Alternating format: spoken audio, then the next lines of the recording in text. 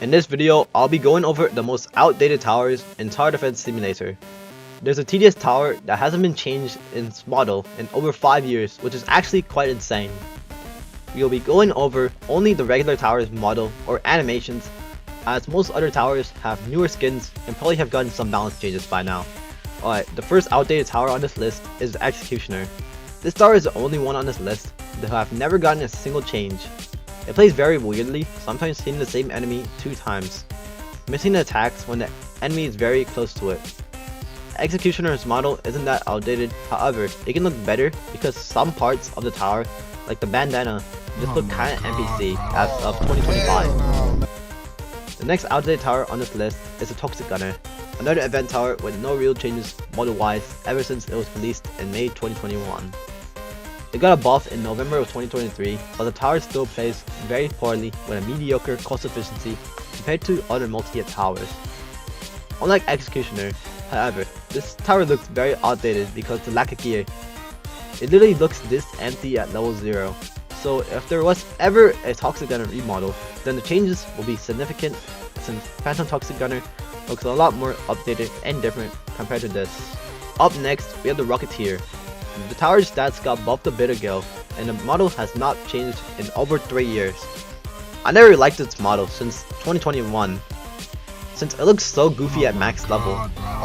Anyways, Rocketeer is a pretty good tower right now, and I'm glad they might be reworking it since the tower looks very stupid model wise. The last tower in 2021 is going to be the Pyromancer.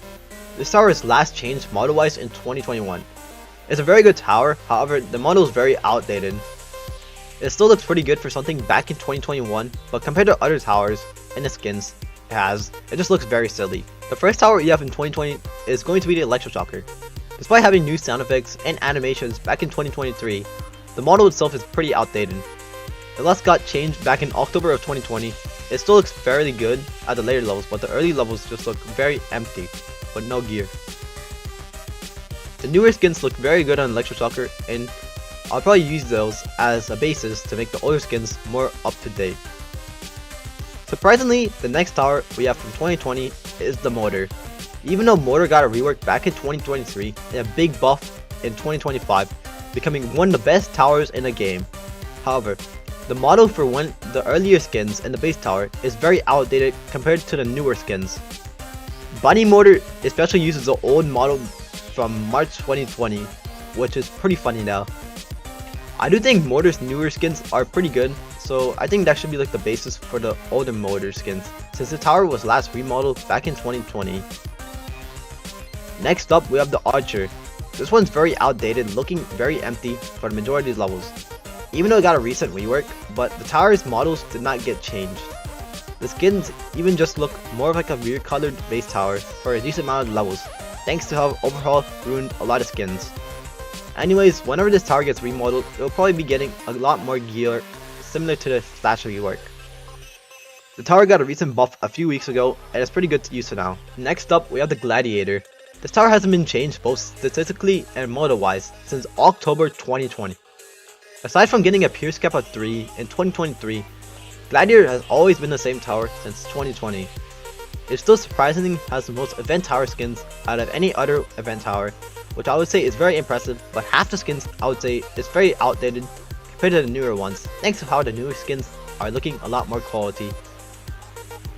Paintballer is an obvious pick because this tower looks very empty for the entire stage. It last got changed in 2020, model wise, and generally looks very outdated and empty.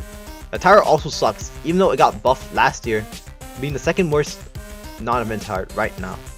Another YouTuber by the name of 5volts made an unfinished remodel for Paintballer, so here's what maybe it could be an idea to make the tower less empty.